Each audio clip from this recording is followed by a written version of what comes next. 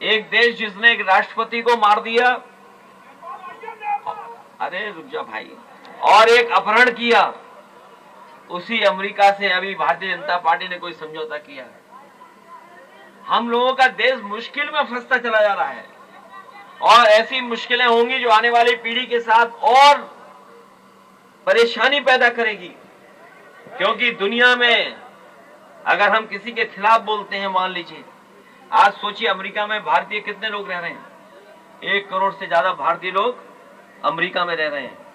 जहां अभी युद्ध चल रहा है ईरान और आसपास के देशों में, खाड़ी देशों में लगभग 1 करोड़ भारतीय लोग भी रह रहे हैं।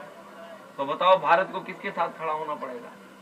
इसलिए फॉरेन पॉलिसी को, विदेश नीति को अगर किसी ने बर्बाद किया है तो वह भारतीय जनता पार्टी के लोग हैं।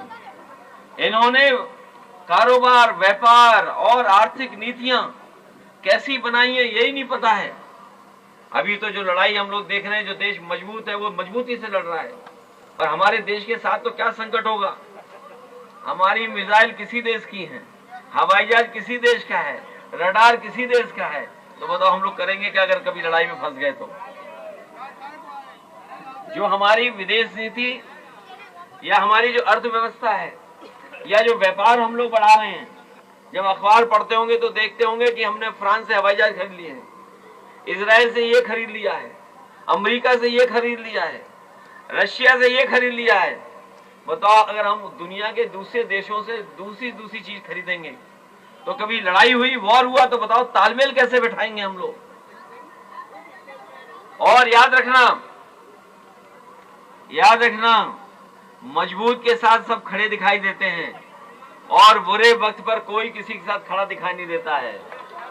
और जब अंधेरा आता है, अंधेरा, तो आपकी परछाई भी आपका साथ छोड़ देती है।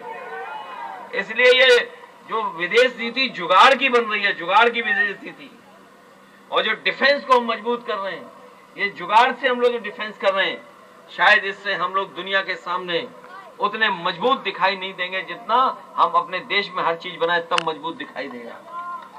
याद रखना, केवल ये आर्म्स नहीं खरीदे जा रहे हैं, मिसाइल्स नहीं खरीदी जा रही हैं, हवाई जहाज नहीं खरीदे जा रहे हैं, हमारा किसानों को भी जोड़ दिया अमेरिका से। सोचो आप, अब बताइए अमेरिका वाले हमारे गाय, भैंस, बकरी और मुर्गी का दाना देंगे। बताइए आप, ये देखा समझौता पढ़ा कि नहीं पढ़ा।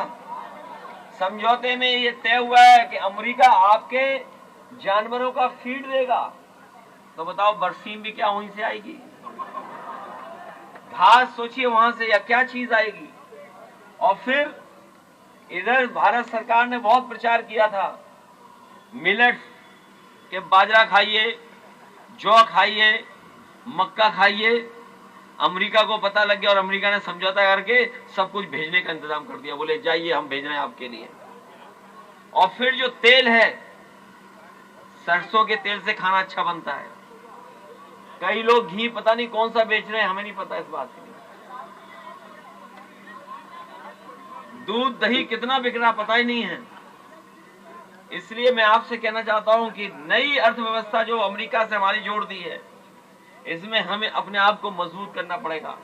हमारी संस्थाएं अच्छी हों, हमारे नौजवान पढ़े लिखे हों, उन पे अच्छी ट्रेनिंग हो।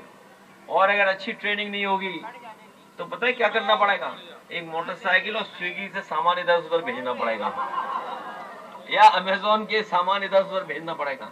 कभी सोचा था किसी ने कि 5 साल 10 साल बाद ऐसी व्यवस्था बन जाएगी कि नौकरी है ही नहीं, रोजगार है ही नहीं, हर नौजवान रोजगार करना चाहता है, नौकरी करना चाहता है। इसलिए नई व्यवस्था लागू करने के लिए, उत्तर प्रदेश को विकास के रास्ते पे ले जाने के लिए समाजवादी विचारधारा के अलावा कोई दूसरा रास्ता नहीं है। क्योंकि समाजवादी पार्टी जो नेताजी ने बनाई, नेताजी ने दी, उसका सिद्धांत लोहिया जी और बाबा साहब भीमराव अम्बेडकर जी के रास्ते पे चलने वाला है। बाबा साहब भीमराव अम्बेडकर, उनका संविधान, हमारे डॉक्टर राम मनोहर लोहिया, उनका समाजवाद और समाजवाद का चिंतन, और नेताजी ने जिस तरीके से जमीन पर ला करके समाजवाद को हम सबको जोड़ करके एक सम्मान का जीवन दिया, हम सबकी जिम्मेदारी है उसी रास्ते से लोकतंत्र को मजबूत करें, समाजवाद को मजबूत करें, और जो हमारे देश की पहचान है भाईचारे की कि हम सब मिलकर के रहते हैं, उस व्यवस्था को और मजबूत करें, तभी जाकर के हमारा देश और मजबूत दिखाई देगा। खुशहाली का रास्ता कोई नहीं ला सकता समाजवादियों के अलावा।